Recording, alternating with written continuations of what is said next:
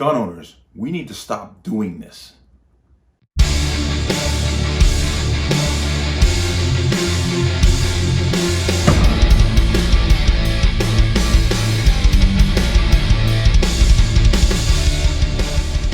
Welcome to another installment of the Connecticut Gun Bench. Today's video is brought to you by P.A.N. Firearms, LLC. P.A.N. Firearms for your NRA certification and multifaceted gun training.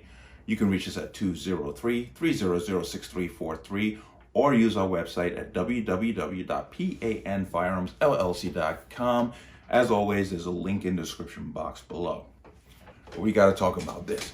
Now, what has prompted me to make this video is, in conjunction with the fact that the governor has now presented his anti-gun bill to the judiciary for consideration to be voted on to move forward.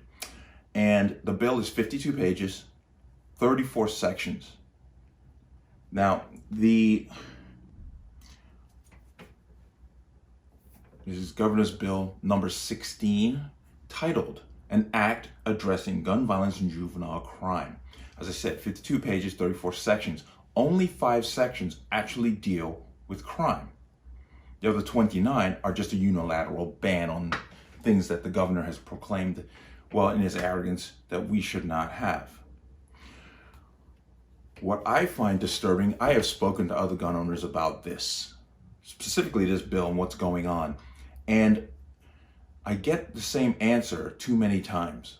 Well, this doesn't affect me. It's a defeatist and naive attitude to take. Every gun bill has unintended consequences. Now, I want to play this. I've put it in other videos, but I want to play this section of the governor when he was introducing this bill at his news conference, and I want you to pay attention to what he is saying. That thanks to a lot of the people standing right here, we have some of the toughest gun safety laws in the country, and it makes a difference. As you heard Susan say, we are one of the safest states in the country, and unlike some of those states which have much more permissive gun laws and guns are everywhere, our gun violence is much less. And that's not good enough. I've just been shocked over this last couple years. We have more damn guns in the street than ever before in this state right now. We have more legal guns, we have more illegal guns. As you heard Dick say, they're coming in from out of state. And more guns on the street, more guns in the home means more gun violence, and we're suffering from that gun violence. Note the language. There are too many legal guns and illegal guns in the state. He is letting you know with no shame. He's basically saying the quiet parts out loud. He does not care how the firearm was purchased, legally or illegally. He is putting them all together into one bowl, and he is making law to basically ban unilaterally. This is not about safety or crime, because he is not addressing it. Bans have nothing to do with crime, because, as I have said before, a law is only as good as the people who are willing to follow it. How does banning a firearm in the state prevent somebody from illegally transporting one into the state to then use for a crime? Anyone with any level of common sense would immediately say nothing. This is not about crime. We've got to pay attention to this. Now, back in my earlier days, around the 2000s, I used to write blogs for Field and Stream. Now, I did try to find them. I mean, this is 2008, so it's kind of tricky to find on the Field and Stream website, but I wrote several blogs, and I wrote one back in July 2008. I'll try to get that up onto the description box so you can see it. But the title of that, remember, this is July 2008, I wrote, "Gun Owners Potentially Are the Second Amendment's Worst Enemy." And wrote a page and a half here speaking about this. This was back when they were talking about when Obama was in office, and they were talking about, once again, trying to do a unilateral ban on the federal level. Eric Holder was basically going after anything that was semi-automatic, if anybody can remember that. But I had spoke about that same attitude of, well, it doesn't affect me, so I don't care. Well, coincidentally, it does affect you. I keep telling people all the time, this is a decades-long concerted effort to curtail the Second Amendment, not for the criminal element, but for the law-abiding element, to stop you from having certain weapons firearms in your possession. And we have got to stop with that attitude. It is destructive. And one day you're going to find yourself, people knocking on your door looking to take away your over and under 12-gauge shotgun that you go skeet shooting with on the weekends because you wouldn't speak up.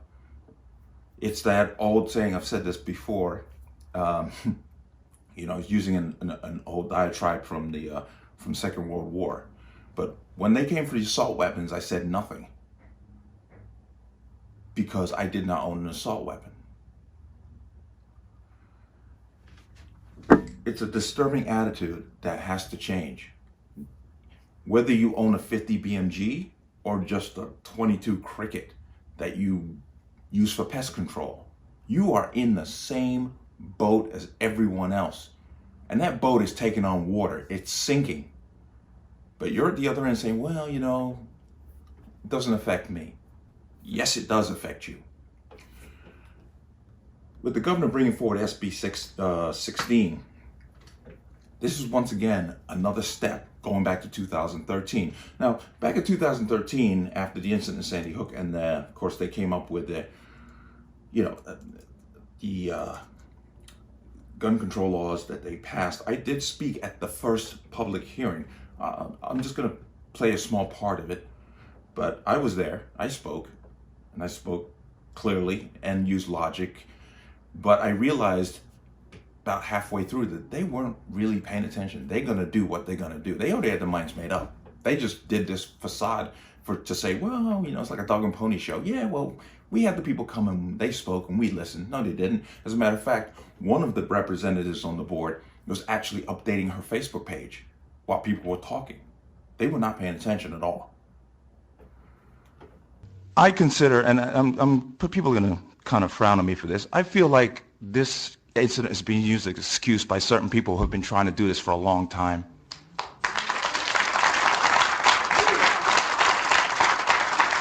And please, I'm sad to say you're like vultures, just circling above, waiting for somebody to die in a method that you can exploit. And now you've gotten it. This is what you've been waiting for. And it's sad to say it, but look what's happening. The first thing you've gone after is you say, we're going to just ban these guns. You haven't spoken of mental health or anything else. We're just going to ban these guns. That's our first solution we're going to come up with. Shame on you. Shame on all of us, actually. And all these people here with the red, yellow tags, we're not the devil. We're not. We are not the devil.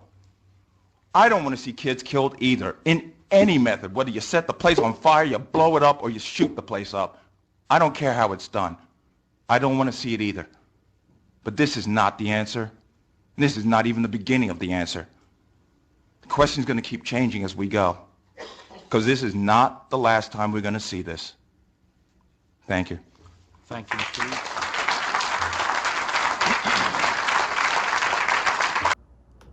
Remember when they tried to put tolls in? Remember the response? The response was huge. And that led to them abandoning, at least for now, the whole toll perspective. This should be the same thing. That should be as vocal, as loud. Every gun owner in the state, I don't care about your political party, because you are in the same boat that everyone else is. Just because you don't own one of these weapons doesn't, firearms, sorry, I know people don't like weapons. I keep saying that, I should stop that, but firearms, just because you don't own one, doesn't mean at some point they're gonna make a new law or new proposals that does affect you. You need to speak now. Now, the CCDL has been at the forefront of this, obviously, and the public hearing for this new SB 16 initiative is going to be Monday, the 14th, March 14th. And I'll put all these links in, but there's a webinar registration where you can actually give your testimony via Zoom. Now, they've done a good job of setting up. CCDL has done a magnificent job of setting that up. And if you were to go to their Facebook page, you can find exactly how to get yourself set up, written testimony. And let me pull that up. I'm going to put that up on the screen. It's on the CCDL's website. Action alert. It's time for you to step up and protect your rights. There are five Second Amendment bills in the Judiciary Committee, and we need your help. Okay, basically you can email written testimony, 8 a.m. Friday, March 14th. Earlier is better. Sign it in advance. And basically it's a call. Will you spend a few minutes to protect your rights?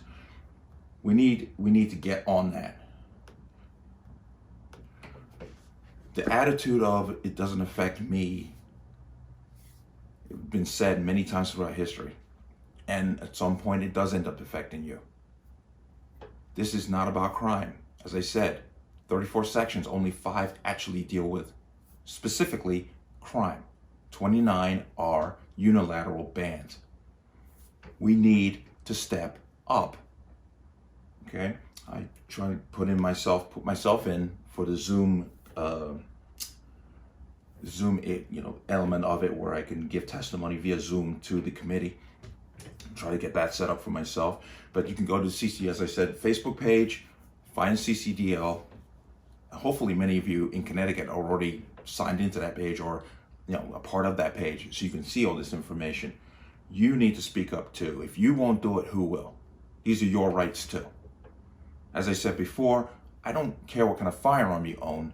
This has unintended consequences, and it affects you. The governor has made it clear. His intentions is not very little to do with crime, but as more to do with curtailing the Second Amendment in Connecticut, because he says there are too many guns in the state, legal and illegal. So, let's not sit at home and watch. Let's get involved, because once again, this is just another step in this state. From 2013 to now 2022, we are now seeing one ban being expanded further.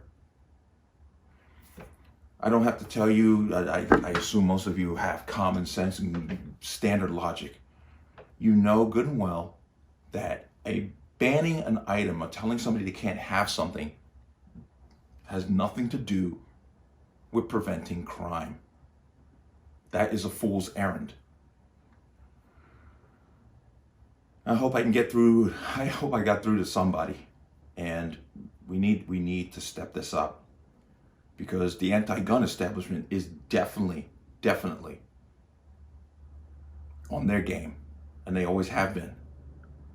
We can't sit back and allow somebody else to do it, and you can't live in the fantasy world of, well, it doesn't bother me. It's not, it's not my problem.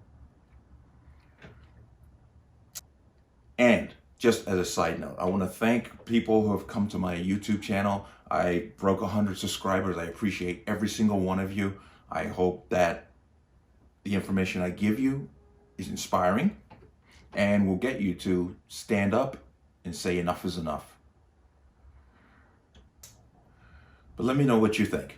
As always, leave your comments in the comment section below. As always, any comments of violence or statements that will lead to violence will be removed. Please like, share, and subscribe. Hit that notification bell so you get notified the next time the video goes live. But I will see you on the next one. Peace.